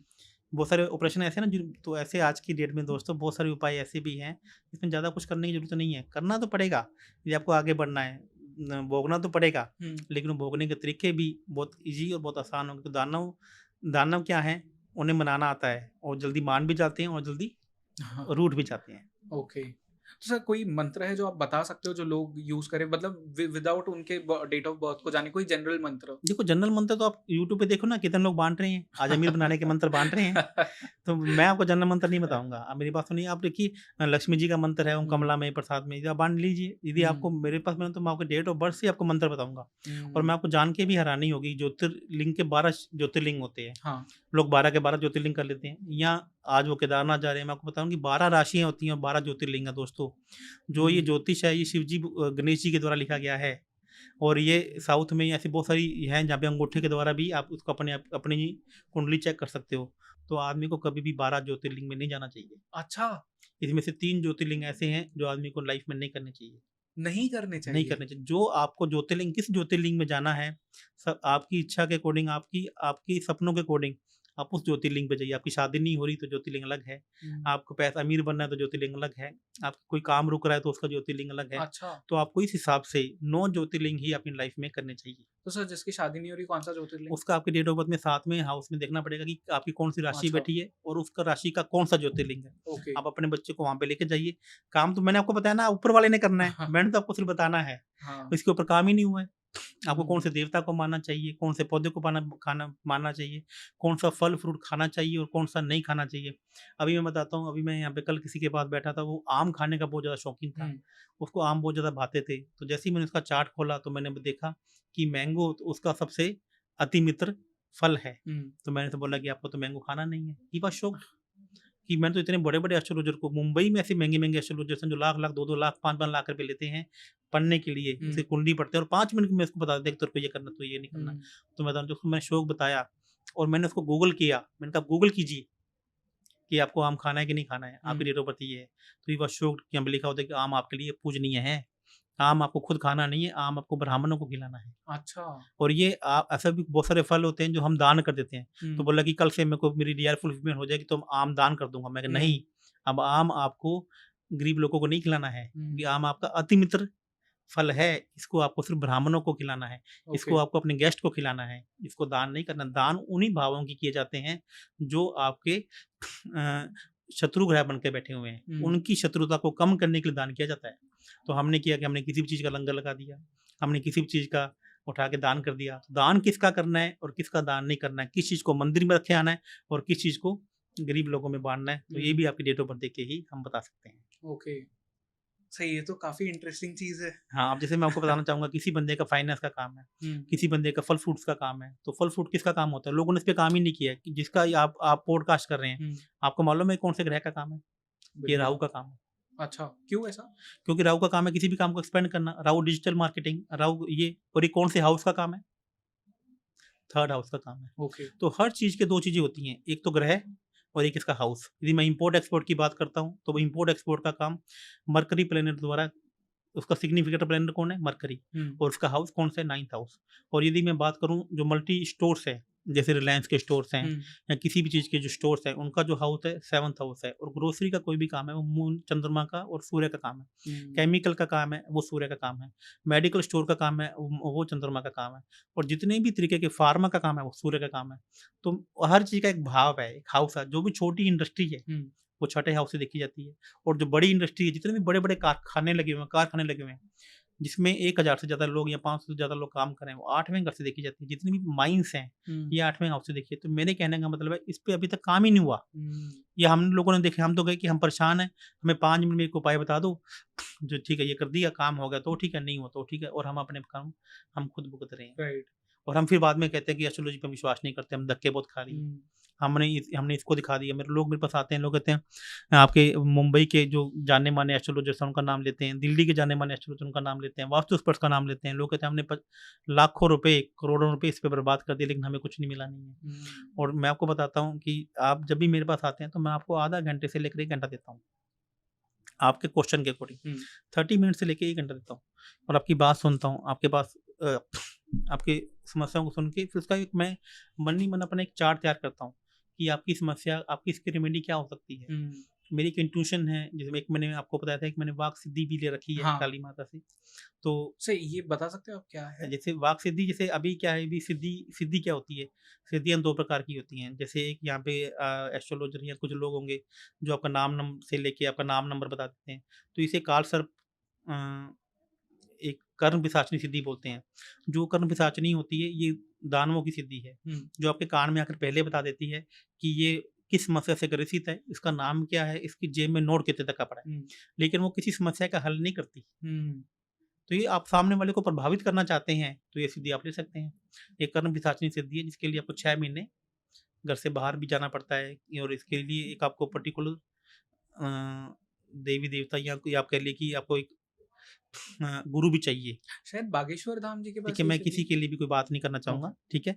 जिसने ले रखी है बहुत अच्छा है, बहुत अच्छा काम कर रहा है। लेकिन मैं आपको इसी एक बात बताना चाहूँगा कि ये सिद्धि किसी की समस्या का हल नहीं करती है। ये आपको बता देती है कि सामने वाला क्या है, सामने वाले का बॉयफ्रेंड कितने हैं, सामने वाले के पति का नाम क्या है, चाहे वो कोई भी है। मैं सभी की इसमें बातें करता हूँ। लेकिन यदि वाक सिद्धि है, इसमें गंगा मैया के साथ में अर्धनग्न होकर आपको खड़ा होना पड़ता है, कितने ही हफ्ते, बहुत टाइम काली माता जी की पूजा करनी पड़ती है। और वाक सिद्धि का मतलब ये होता है, बहुत से लोगों के पास है, ऐसा नहीं कि मेरे पास है, बहुत से लोगों के पास है।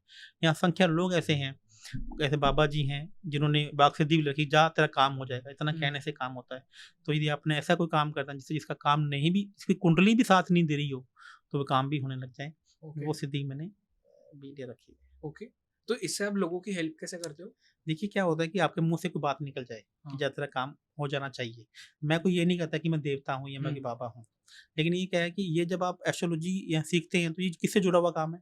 ये ऊपर वाले से जुड़ा हुआ काम है, ये भगवान से जुड़ा हुआ काम है। यदि आप इसमें खुद ही उतने इंडल्ज नहीं हो, यदि आप ये मानते हो कि मेरे को ये एस्ट्रोलॉजी सिर्फ इसलिए करनी कि मुझे पैसा कमाना है, मैं जितना पैसा कमाता हूँ उसका 10 से 20% पैसा गरीबों में बांटता हूँ। आज मेरे पिताजी के नाम पे मैं एक हॉस्पिटल बना रहा हूँ, चैरिटेबल हॉस्पिटल। आप मुझे बताइए कि एस्ट्रोलॉजी ऐसा बताइए जिसने अपने नाम एक चैरिटेबल हॉस्पिटल बना रहा हूँ। मैं अपने पैसा एक पर्टिकुलर इनकम देवता के नाम पे निकालता हूँ, गरीब लड़कियों की शादी करता हूँ।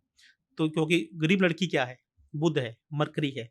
यदि आप एस्ट्रोलॉजी का काम करते हैं तो आपको मरकरी को हमेशा अपने साथ में रखना पड़ेगा। यदि गरीब लड़कियों की शादी, जिसका भी बुध 12वें घर में है, बुध 8वें घर में है, जहाँ पे बुध नीच का होता है, उन्हें गरीब लड़कियों को शादी करनी चाहिए। बहुत से लोग धर्मशालाएं बनाते हैं। धर्मशालाएं क्या है, गुरु ग्रह का उपाय है। जिसका भी गुरु 8वें घर में है, गुरु 12वें घर में, उन्हें धर्मशालाएं बनानी चाहिए। तो मैं ये कहता हूँ कि आपको जिस ग्रह का काम कर रहे हो, जिस चीज़ों का काम कर रहे हो, तो उससे रिलेटेड आप अपना पैसे का कितना पैसा लोगों के लिए निकाल रहे हो, और कितनी देर आप बैठ के पाठ पूजा करते हो, भगवान का नाम लेते हो, और कौन सी ऐसी सिद्ध माला है जो हमने पहनी हुई है या नहीं की हुई है। मैं इस पे किसी के लिए कोई कमेंट नहीं करना चाहता। मैं कह रहा हूँ जो जैसा काम करेगा, कर्म शनि जिसका काम है कर्म फल करना, कर्म का सिद्धांत करना, तो वो अपने आप जाने, उनका काम जाने। तो मैं कहता हूँ कि डराने वाली एस्ट्रोलॉजी नहीं करनी चाहिए। एक इंडिया का बहुत ही यंग वास्तु एक्सपर्ट है, मैं फिर नाम नहीं ले रहा उसका, मैंने बहुत सारी रील में मैंने आपको पता, मैं सभी को फॉलो करता हूँ। मुझे सीखने में मुझे कोई बुराई नहीं है। मुझे भी आज भी मैं कोई अच्छी टेक्निक आती है तो मैं आज भी सीखता हूँ, मैं उसको फॉलो करता हूँ। मैं आज भी बहुत सारे एस्ट्रोलॉजर ऐसे हैं जिनकी क्लासेस अटेंड करता हूँ, मैं कर रहा हूँ। मुझे कोई इसमें छुपाने की कोई बात ही नहीं है। कोई कहे तो कहे कि आचार्य लवभूषण जी मेरे स्टूडेंट है, हाँ मैं हूँ। मैं देख रहा हूँ ना कि आप क्या पढ़ा रहे हो, मुझे पढ़ना है आपसे, मुझे सीखना है कि हो सकता है कोई ऐसी चीज़, ऐसी टेक्निक मेरे पास नहीं हो। और मैं कभी किसी की क्लास में किसी को विरोध नहीं करता हूँ, मैं चुपचाप उसकी क्लास सुनता रहता हूँ। क्यों? कि मुझे देखना है, मेरे पास, मैं क्लाइंटों से सीखता हूँ।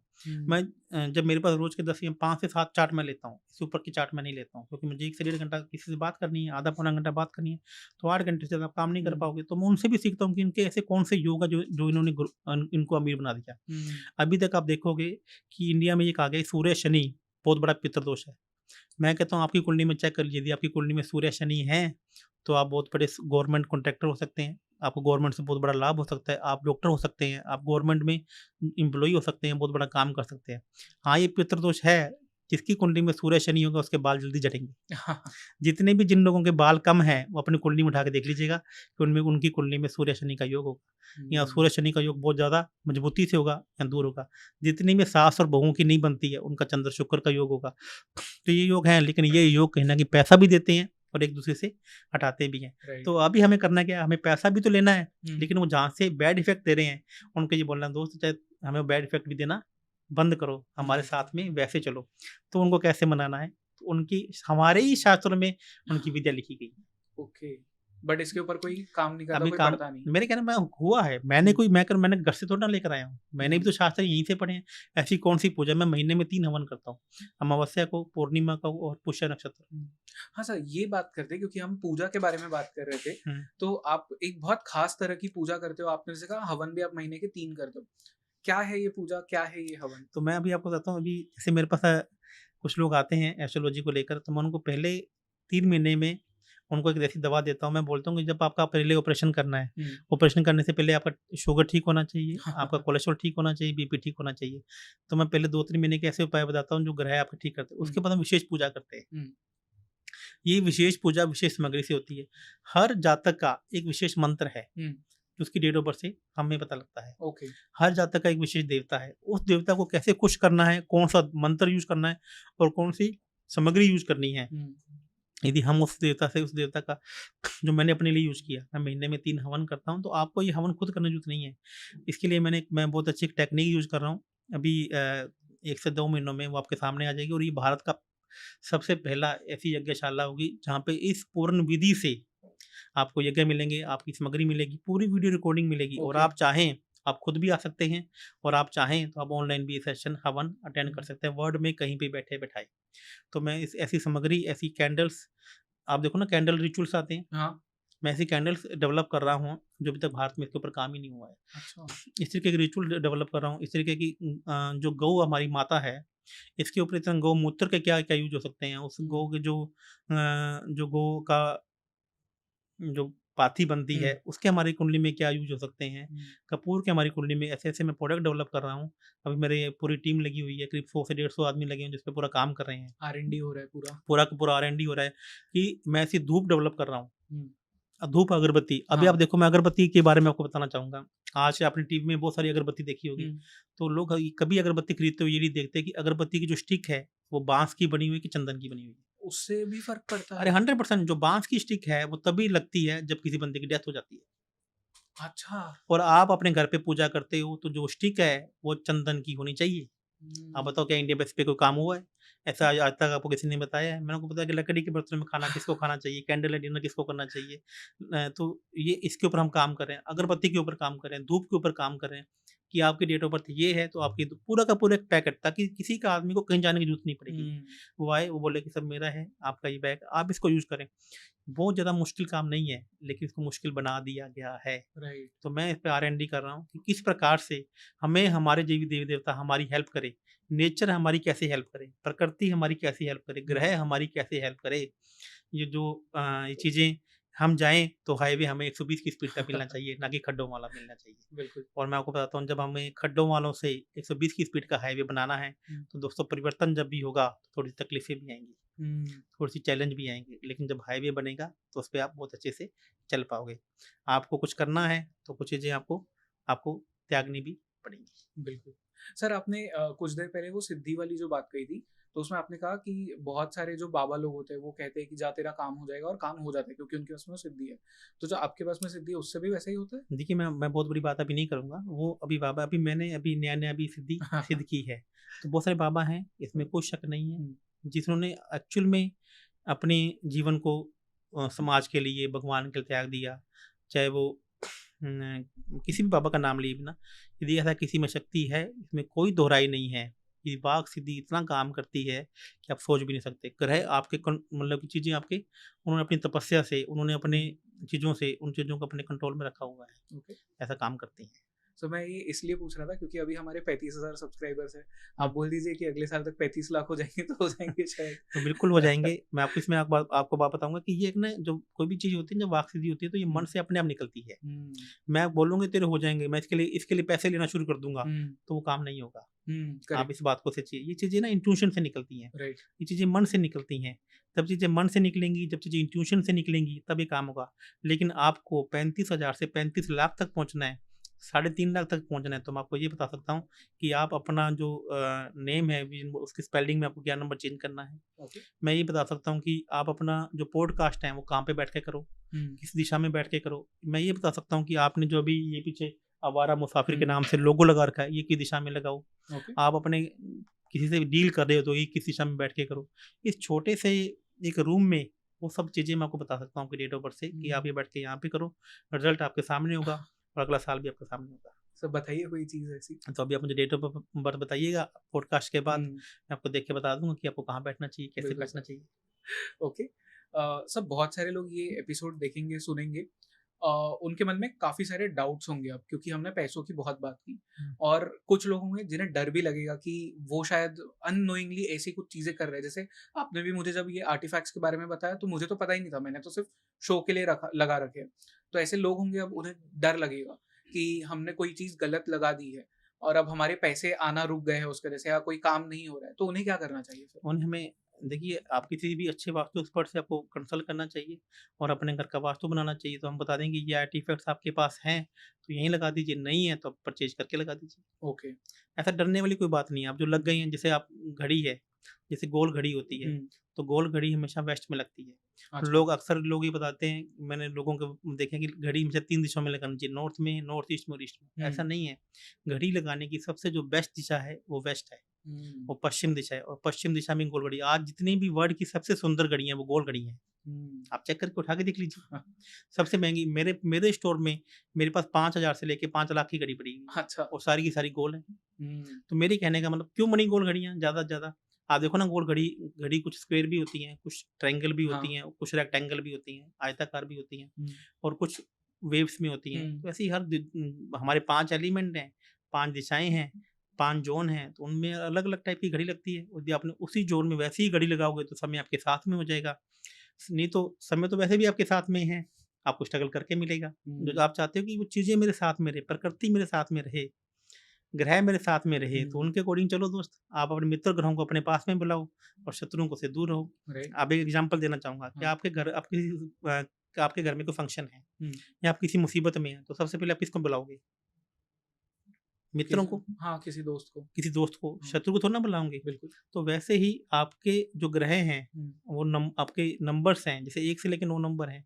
नेचर के जितने भी नंबर हैं वो 1 से लेके 9 नंबर में खत्म हो जाएंगे। चाहे वो 10 नंबर का मोबाइल है, चाहे वो 15 नंबर का अकाउंट नंबर है, चाहे वो आपका ATM पिन नंबर है, उनका सिंगल डिजिट भी आ जाएगा जोड़। तो ऐसे ही 1 से लेके 9 नंबर हैं। तो ये कुछ नंबर आपके मित्र हैं, कुछ नंबर आपके शत्रु हैं। ऐसी जो 9 ग्रह हैं, ये आपके कुछ मित्र हैं, कुछ आपके शत्रु हैं। ऐसी 12 राशियां हैं, इसमें से कुछ राशियां आपकी मित्र हैं, कुछ राशियां आपकी शत्रु हैं। तो इसी प्रकार से 12 भाव हैं, कुछ भाव आपके मित्र हैं, कुछ भाव आपके शत्रु हैं। और यदि आपने शत्रु ग्रहों के काम बिजनेस कर लिया, आप कभी सक्सेस नहीं हो पाओगे। आप देखो ना, कुछ लोग ऐसे होते हैं जिन्होंने 2 काम शुरू किए और वो तीसरा काम भी शुरू कर लेते हैं। और जैसे वो तीसरा काम शुरू करते हैं, उनको नुकसान होना शुरू हो जाता है, क्योंकि जनरली उन्होंने किसी से राय तो ली नहीं, उन्होंने पैसा लगा दिया, वो हो सकता है शत्रु ग्रह का काम हो। तो अब वो क्या करे? अब वो आता है मेरे पास, अब कहता है, सर मैं किस काम को बंद कर दूं? बंद तो नहीं कर, नहीं दोस्तों। तो जैसे ही कोई शत्रु होता है, तो उसको आपके मित्र का भी कोई मित्र होता है जो आपके शत्रु का भी मित्र होता है। तो हम उस ग्रह को बीच में बिठा दें, तो वो ग्रह अब आपका नुकसान नहीं करेगा जब तक वो आपका मित्र, आपका भी मित्र है और वो शत्रु का भी मित्र है, क्योंकि उसके दबाव में है। अब आपको एग्जाम्पल से बताता हूँ। आपका मान लीजिए किसी पड़ोसी से झगड़ा हो गया और आप दोनों एक दूसरे को मारने पे उतारू हो, आप भी मारना चाहते हो, वो भी मारना चाहते, लेकिन वो टाइम के बाद आपको लगता है अब इससे ये चीज़ें खत्म हो रही हैं, अब हम अपने काम को, पैसे को खराब कर रहे हैं, लेकिन आप जाके सीधा उससे नहीं मिल सकते हो। तो आप एक ऐसा बंदा ढूंढते हो जो उसका भी मित्र हो और आपका भी मित्र हो। तो आपने उस बंदे को बीच में डाला, आपने एक संधि करी। अब वो शत्रु बोलता ठीक है मैं भी इसको कुछ नहीं करूंगा, मेरी ये कंडीशन है, आप बोलते ठीक है मैं भी कुछ नहीं करूंगा, मेरी ये कंडीशन है। तो बीच में मित्र बैठेगा नहीं बैठे, तो ऐसे ही मित्र बीच में बैठा जाते हैं। एक एग्जाम्पल से मैं बताना चाहूंगा कि जैसे 1 नंबर और 8 नंबर लोग बोलते हैं कि दुश्मन है। 1 नंबर किसका है? सूर्य का। और 8 नंबर किसका है? शनि का। अब ऐसा कौन सा ग्रह है जो दोनों का मित्र है? ऐसा ग्रह बुध ग्रह है। मरकरी ग्रह है जो सूर्य का भी मित्र है, शनि का भी मित्र है। अब दूसरी चंद्रमा और शनि फिर दुश्मन है। 2 और 8 फिर दुश्मन है। अब एक हस्बैंड है, वाइफ है, उसकी डेट ऑफ बर्थ 2 है, और उसका एक हस्बैंड है, उसकी डेट ऑफ बर्थ 8 है। दोनों में ओपिनियन डिफरेंसेस है, तो दोनों का मित्र कौन है? दोनों का मित्र गुरु है। अच्छा, वो चंद्र का भी मित्र है और वो शनि का भी मित्र है।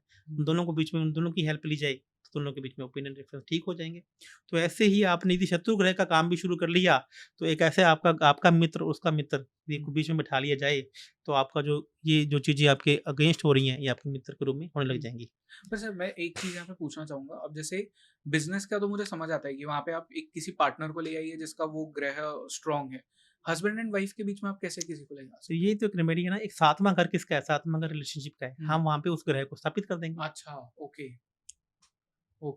हम वहाँ पे उस ग्रह को स्थापित कर देंगे, जो आपका भी मित्र है, जो उसका भी मित्र है। देखेंगे कि कौन सा ग्रह है और किस वजह से आपको जितने भी 5 नंबर के सिंह लगन के लोग हैं, उनकी मोस्टली मैरिज लाइफ में प्रॉब्लम आती है।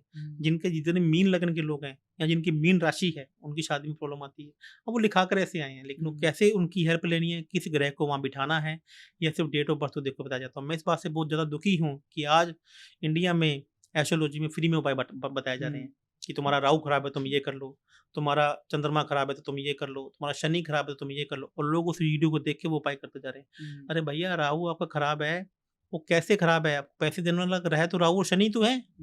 राहु कैसे? राहु तो खराब किसी का हो ही नहीं सकता। आपको पता, राहु को बनाना कितना आसान है, लेकिन वो कैसे बनाया जाए ये अब आपको देखना है। राहु किसके साथ बैठा है? और राहु सूर्य के साथ बैठा है, राहु शनि के साथ बैठा है, राहु किसकी राशि में बैठा है, राहु को कौन देख रहा है, आपकी दिशा कौन सी है घर की? South west.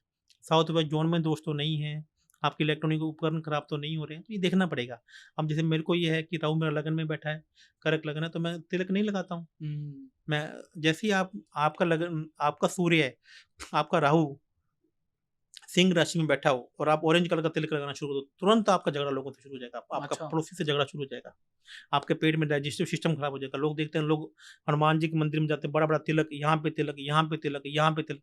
अरे भाई देख तो लो कि तिलक आपको लगाना है कि नहीं लगाना है, कौन सा रंग कहाँ पे स्थापित करना है बॉडी में, ये तो देख तो लो। हम देख नहीं रहे हैं और एस्ट्रोलॉजी को आप ये कह रहे हो कि इसमें कुछ नहीं है, साइंस में कुछ नहीं है। दोस्त, ये साइंस इतनी बड़ी साइंस है जो हमारे ऋषियों के द्वारा, जो हमारे आज पूरा का पूरा नासा, आज देखिए आप चंद्रयान उतरा है, चंद्रमायान पे इंडिया का, उन्होंने क्या बोला कि चंद्रमा पे 15 दिन की रात और 15 दिन का हाँ। दिन है, जबकि ये हमारे शास्त्रों में अरबों साल पहले लिखा गया कि चंद्रमा 15 दिन दिखता है और 15 दिन हमें नहीं दिखता है। तो ये आज हमें बता रहे हैं कि 15 दिन का रात होती है, 15 दिन का दिन होता है, जबकि नासा वाले बता रहे हैं कि ऐसा होता है, ऐसा होता है। और मैं आपको आज एक बात और बताना चाहूँगा कि जो जितने भी पॉडकास्ट देख रहे हैं, जो युवा ये कहते हैं कि हम एस्ट्रोलॉजी विश्वास नहीं करते, मैं आपको एक ही बात बताता हूँ आज एस्ट्रोलॉजी विश्वास करने के लिए। आज आप दिन देखते हो, आज क्या दिन है? आज 18 शनिवार, शनि दिन है। सैटरडे। तो क्यों शनि का दिन है? क्यों जो नासा वालों ने आज शनि की जगह शनिवार सैटरडे क्यों दिन रख देते अपना दिन? क्यों सूर्य और रविवार रखा? क्यों सोमवार रखा? रख देते ना। तो ये जो दिन है, आप इसका इतिहास जानोगे दोस्तों, ये दिन, ये डे, ये आपको विक्रम संवत में मिल जाएंगे, जो विक्रमादित्य के द्वारा लिखे गए थे। और मैं बताना चाहूँगा कि जो रविवार का दिन है, ये काम का दिन होता है, ये संडे का दिन काम का दिन है, और जो आराम का दिन है वो सैटरडे होता है। ओके। और जो फन डे है ये फ्राइडे है। आज हम क्या कर रहे हैं? हम उल्टा चल रहे हैं, क्योंकि पाश्चात्य संस्कृति ने हमें इस काम में डाल दिया। आज हम बैठते हैं संडे को, बैठ के छोले भटूरे खाते हैं, शनि की चीज़ें खाते हैं। जितनी भी तली हुई चीज़ें, ये क्या है? शनि है। आज हम संडे को लेट उठते हैं, जबकि संडे को सुबह जल्दी उठना चाहिए। और शनि डे लेजी डे है। शनि एक ऐसा बुजुर्ग ग्रह है जो सबसे बूढ़ा है और जो सबसे बड़ा है, और जिसको काम करने की मतलब की आदत नहीं है, वो आराम से काम करना चाहता है। तो लेजी डे कौन सा है? वो शनि है। तो ये बोला कि शनि को खाओ ना पकोड़े, तलो ना चीजें, तलो आप भी खाओ, लोगों को भी खिलाओ। जबकि हम क्या कर रहे हैं? हम संडे को छोले भटूरे खा रहे हैं, पार्टी कर रहे हैं, वाइन पी रहे हैं। जबकि ये दिन, वाइन किस ग्रह की है? वाइन शनि ग्रह की है। वाइन, शनि का मित्र कौन है? शुक्र है। आप शुक्रवार को करो ना पार्टी, कौन मना कर रहा है? लेकिन संडे को तो काम करने का दिन होता है। जैसे संडे मतलब रविवार, संडे मतलब सूर्य, संडे मतलब सरकार। तो ये आज देखो ना, 7 दिन बने हुए हैं, लेकिन किसी ने इसके ऊपर काम नहीं किया कि संडे जो है, संडे काम का दिन है, फ्राइडे फंडे है, इसमें आप पार्टी करो, शनिवार को आराम करो, संडे से दोबारा काम करो, लगो, रविवार से काम पे लगो। तो क्यों नहीं ये यूएसए वालों ने बना दिया? बनाओ ना अपने दिन, हम अपने दिन बनाते हैं। मैं आपको बताता हूँ, एस्ट्रोलॉजी यहीं से शुरू होती है दोस्तों, और आपको आज इससे बड़ा कोई प्रूफ कोई आपको दे नहीं सकता है। सर, ये एपिसोड करने के बाद में मुझे एक चीज़ जो समझ आई है, वो ये कि हर छोटी से छोटी चीज़ भी मैटर करती है, चाहे वो आर्टिफैक्ट्स हो या जैसे आपने कहा तिलक हो, तो हर चीज़ मैटर करती है। और शायद ये बोलना फिर सही है कि एक इंसान पैदा एज अ जीरो हो सकता है, बट उसकी डेथ एज अ जीरो नहीं हो सकती, वो हीरो बन सकता है उसकी लाइफ में। Is it safe to say that? बिल्कुल सही। मैं आपको एक बात बता दूं, अभी जैसे पुराने टाइम में आपने देखा होगा कि युद्ध जीतने के लिए राजा महाराजा बड़े से बड़े हवन करते थे। अपना हवन महल कैसा हो, प्रजा का महल कैसा हो, उसके लिए पूरा नगर का वास्तु किया जाता था कि हमारे जो वहाँ पे रहने वाली प्रजा है वो हमारे लिए काम करे, उसकी जो स्किल है वो हमारे लिए काम करे। तो मैं बताना चाहूँगा इसी प्रकार से आज का जो नगर वास्तु है, जितने भी बड़े बड़े बिल्डिंग्स के प्रोजेक्ट्स के वास्तु होते हैं ना, जैसे आप बिल्डर हैं, तो ये एक नगर वास्तु है दोस्तों। आप इस तरीके के वास्तु को अपनी लाइफ में, आपने अभी तक घर का वास्तु देखा होगा, लेकिन क्या कभी नगर वास्तु को सुना है? नगर वास्तु के रूप में आज तक इंडिया में बात ही नहीं हुई है। तो मैं बताना चाहूँगा कि यदि आप बिल्डर के रूप में काम करते हैं, क्योंकि मैं एक बिल्डर हूँ, बिल्डर के रूप में काम करते हैं, तो आपको नगर वास्तु अपने टाउनशिप का कराना चाहिए कि आप कहाँ बैठें, आपका ऑफिस कहाँ होना चाहिए, वहाँ पार्क कहाँ होना चाहिए, वहाँ सीवरेज का टैंक कहाँ होना चाहिए, वहाँ पर जो इलेक्ट्रॉनिक का जो आप मीटर लगाओगे वो कहाँ होना चाहिए, आप जो सैंपल हाउस बनाते हैं वो आप कहाँ रखें, उस बिल्डिंग की एंट्री कहाँ रखें, ताकि वहाँ पे लोग आएँ और आपका घर देखते ही उसको पसंद आ जाए, आप अपने स्टाफ को कहाँ बिठाएं। इसी प्रकार से एक नगर वास्तु है। ये तो हो गया पूरे शहर का वास्तु, इसे नगर का वास्तु कहते हैं। इसी प्रकार से युद्ध जीता जाता था। आप देखो ना, बड़े बड़े हथियारों की पूजा होती थी, हवन होते थे। भगवान श्री राम ने खुद, जो भगवान होते हुए भी, जब लंका के ऊपर उन्होंने जीतना था युद्ध के दूसरे पहले, उन्होंने भगवान शिव का आराधना की थी, एक बहुत बड़ा हवन किया था। तो उसी प्रकार से आज का युद्ध क्या है? आईपीएल।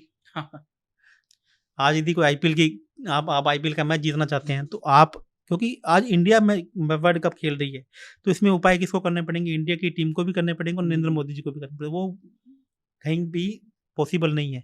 लेकिन यदि हम आईपीएल की बात करते हैं, तो आईपीएल की टीम का एक कैप्टन, उनका एक मालिक है, उसका कैप्टन। तो कैप्टन को नहीं, मालिक यदि अपनी टीम के लिए काम करता है, तो आईपीएल भी जीता जा सकता है। मतलब ये जो आप हवन कह रहे हैं ये करने से जीत सकते हैं, हाँ, मतलब जो भी रेमेडीज जो भी रेमेडीज हैं, जो भी हाँ। काम है कि आपके ऑफिस में आपको कहाँ बैठना है, आपके खिलाड़ियों की फोटो कहाँ लगानी है।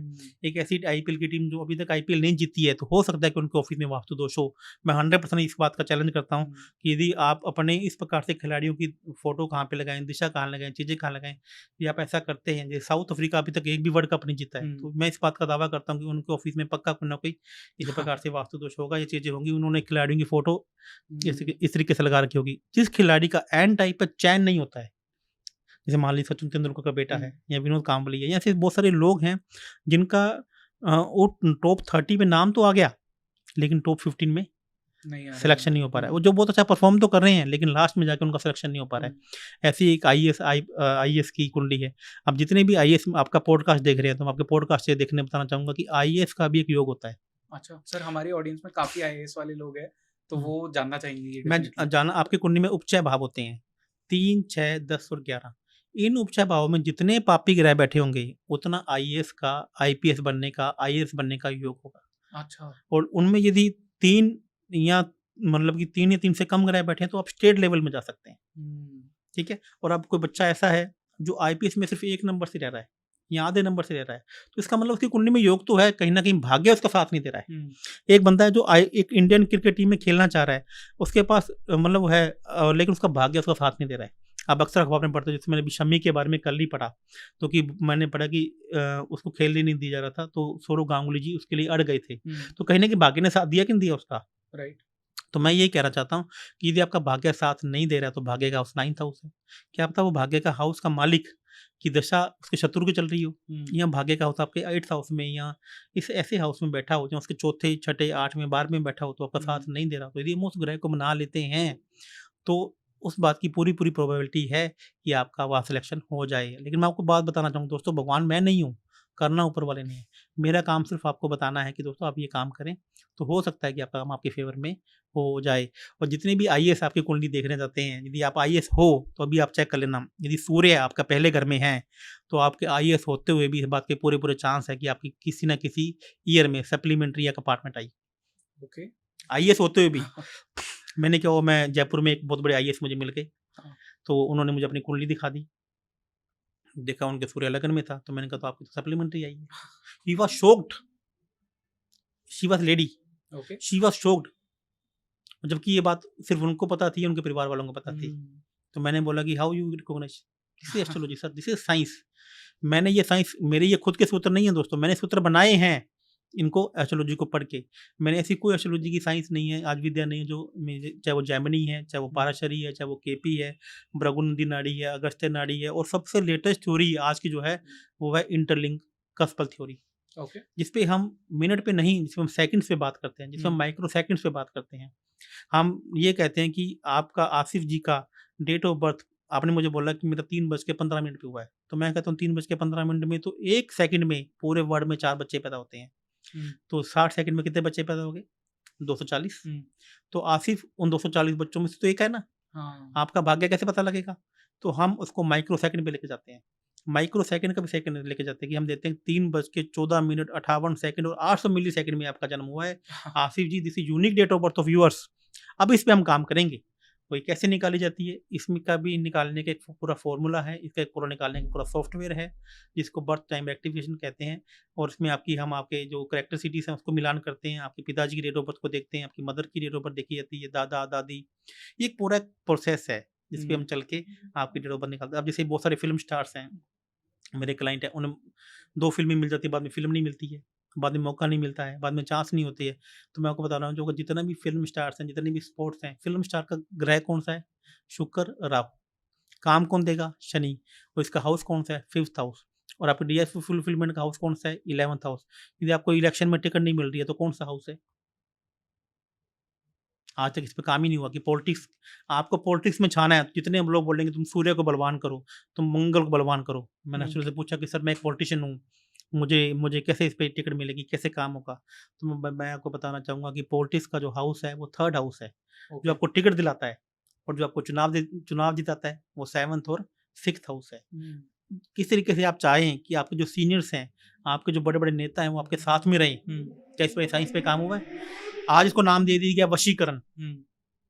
आज सब लोग काले जादू की तरफ भाग रहे हैं कि मेरे ऊपर काम किया है, मेरे ऊपर वशीकरण हो गया है। तो मैं दोस्तों बताना चाहूंगा कि वशीकरण 1% लोगों को आता है करना और कराना, और बाकी 99% लोग तो आपको वशीकरण के नाम पे डरा के धमका के आपसे पैसा ले रहे हैं। आप इस बात को समझने की कोशिश कीजिए। वशीकरण करना कोई आसान बात है क्या? किसकी औकात है कि ये वशीकरण कर दे?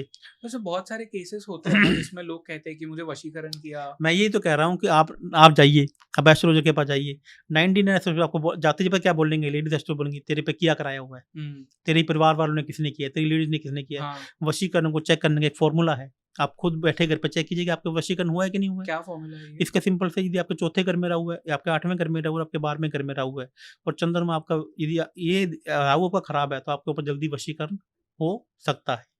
ठीक है, और चंद्रमा आपका खराब है तो वशीकरण हुआ नहीं, लेकिन आप बहम में रहते हो कि मेरे ऊपर वशीकरण हुआ है। ओके। और जिस वक्त आप मेरे पास कोई क्वेश्चन करने आए हो, तो 8वें घर में उस टाइम कौन सा ग्रह बैठा हुआ है, तंत्र मंत्र का कौन सा हाउस है, 8वां घर है। तो प्रश्न कुंडली से हम देखते हैं।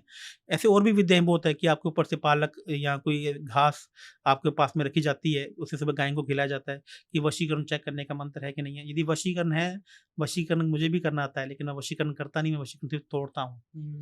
कितना बड़े से बड़ा वशीकरण किसने का रखा हो तुम आप बताइए, हम उस तोड़ने का पूरा प्रयास करेंगे।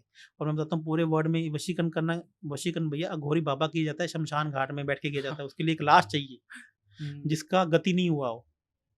गति नहीं हुआ गति मतलब जो भी कभी भी अंतिम संस्कार जब भी किया जाता है तो उसकी गति की जाती है। उसके कपाल पे एक लकड़ी से मारा जाता है। जब भी लकड़ी से कपाल मारेंगे तब उसकी जगह गति होती है।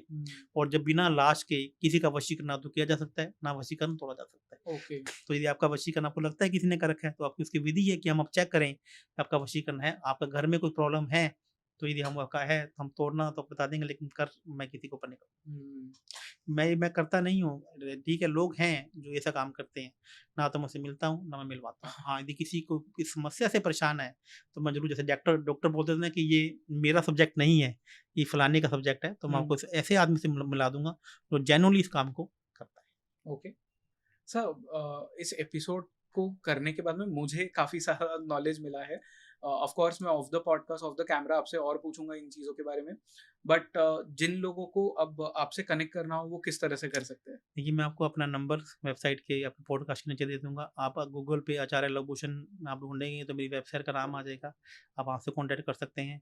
और मुझे लगता है कि अब मैं आचार्य लवभूषण, जो मेरे नाम की स्पेलिंग है वो LAV है। हाँ। जो पहले LOVE थी, हाँ। जिसको मैंने अभी चेंज किया है LAV। मैंने अपने सिग्नेचर भी चेंज किए हैं। मैं खुद, ये आप देखोगे तो मैंने कुछ चीज़ें मैंने पहन रखी हैं। ये मेरे मुझे जो क्या पहनना चाहिए मैं उसके अकॉर्डिंग पहनता हूँ। तो LAV आचार्य लवभूषण आप मुझे गूगल पे फाइंड करेंगे तो होपफुली कि मैं गूगल पे दिख जाऊँ। तो जयपुर में मालवीय नगर में मेरा ऑफिस है, आप वहाँ पे आके मुझसे कॉन्टैक्ट कर सकते हैं। बिल्कुल sir, thank you so much ये एपिसोड करने के लिए। आपसे अमीर होने की ट्रिक्स हमने जानी। आई एम श्योर कि बहुत सारे लोग होंगे जो आपसे कनेक्ट भी करेंगे अब इसके बाद, क्योंकि पैसों को लेकर सबके ही जीवन में प्रॉब्लम्स होते हैं।